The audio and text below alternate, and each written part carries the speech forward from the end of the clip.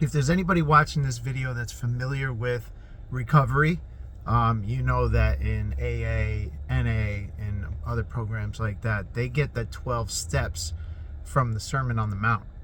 The guys who wrote the big book, Dr. Bob, and everybody else that was involved in creating these programs, they took the Sermon on the Mount, they got rid of Jesus, they turned it into a God of our understanding, and then they created the 12 steps based on that. Now, I've been at meetings before, and I've seen people transform their lives with these programs, and it does work. However, there's one thing that they're always missing, and it's their true connection with God, because they just pray to a God of their understanding.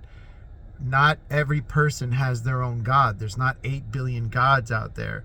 And lately they've been trying to take Jesus, well, obviously they already took Christ out of it, but now they're trying to take God out of recovery. They're trying to make it so that recovery can't, you don't have to associate it with a higher power. How much further are we going to get from the Bible to try to get people clean and sober? Now, I understand if somebody's been drinking, smoking, doing this their whole life, they're addicted to these things. You're like, hey man, Jesus can set you free. And be like, hey, you know what? I've tried everything and I don't want to hear that crap. It's nonsense. They want a pill or a shot or a treatment program to fix them, and then they'll be fine. It's like, no, this is a lifelong journey. So I talked to somebody recently that's new to recovery, and they have a new program out where you don't have to answer to a higher power. You are your own God, and you need to respond to nature. And that's where your recovery will come from. So not only is it not Christ, but now it's Buddha and Mother Nature.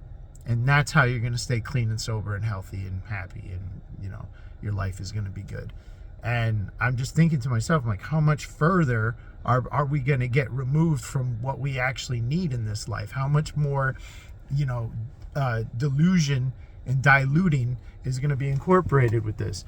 I think that the reason why people do keep coming to programs is because they genuinely feel that if they put forth their best efforts, that a God, something that's higher than them, is going to handle stuff for them. But there's no heaven and hell. There's no repenting. There's just the steps. And I think that maybe that could be a good bridge to get people to Christianity. But now they're just completely changing directions, and it's young people that are having these really bad addictions and these horrible issues. And now you're telling them, be like, oh yeah, it's just you and nature.